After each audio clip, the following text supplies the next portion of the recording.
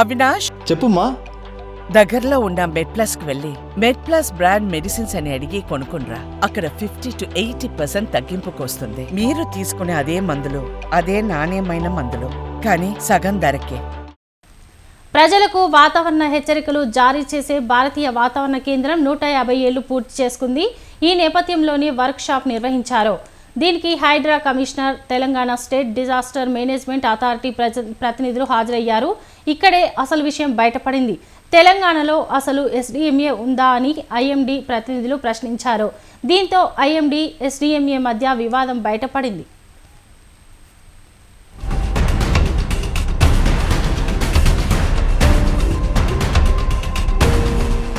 తెలంగాణ వాతావరణ కేంద్రానికి రాష్ట్ర ప్రభుత్వానికి మధ్య సయోధ్య లేదనేది మరోసారి స్పష్టమైంది. భారతీయ వాతావరణ కేంద్రం ఏర్పడి 150 ఏళ్లైన సందర్భంగా జరిగిన వర్క్షాప్లో HYDRAA commissioner Ranganath, Telangana state disaster management authority ప్రతినిధులు పాల్గొన్నారు. వాతావరణ శాఖ నుంచి మరింత ఖచ్చితంగా సూచనలు రావాల్సిన అవసరం ఉందని, వెదర్ రాడార్ స్టేషన్ల సంఖ్య పెరగాల్సిన అవసరం ఉందని రంగనాథ్ అన్నారు. అసలు ఇక్కడ ఎస్డిఎంఏ ఉందా అని ఐఎండీ సెంట్రల్ అధికారులు ప్రశ్నించారు.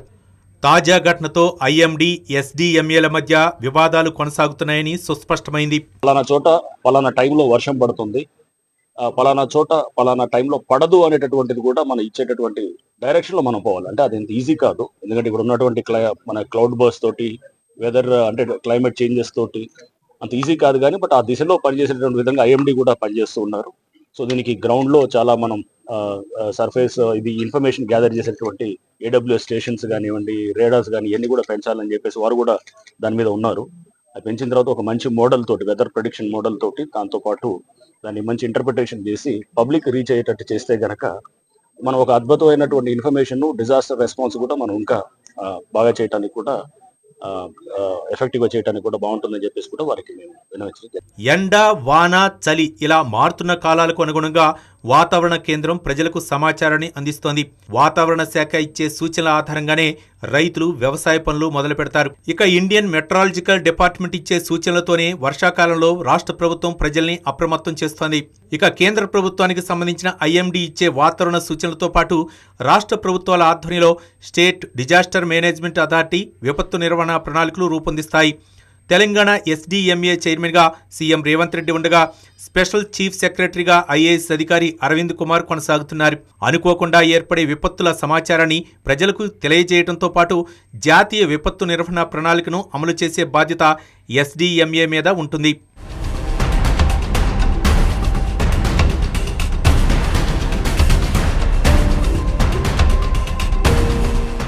నాటి ఉమ్మడి ఆంధ్రప్రదేశ్లో రాష్ట్ర ప్రభుత్వం ఐఎండీ సమన్వయంతో పనిచేస్తూ ప్రజలకు వాతావరణ సూచనలు, హెచ్చరికలు అందించేవని రిటైర్డ్ వెదర్ సైంటిస్టులు చెబుతున్నారు.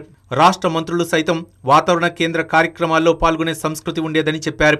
రాష్ట్రాలు విడిపోయిన తర్వాత అలాంటి సంస్కృతి కనుమరుగైందని వాతావరణ విశ్లేషకులు చెబుతున్నారు. ప్రస్తుతం దేశంలో ఏడాదికి 2000 మంది పిడుగుపాటు కారణంగా చనిపోతున్నారు. ఎన్నో పశువులు, జంతువులు ఒక్కసారిగా ఏర్పడే పిడుగుపాటు కారణంగా చనిపోతున్నాయి.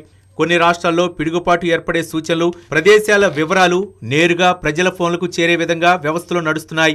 తెలంగాణలో కూడా అలాంటి టెక్నాలజీ తీసుకురావాల్సిన అవసరం ఉందని వాతావరణ విశ్లేషకులు సూచిస్తున్నారు.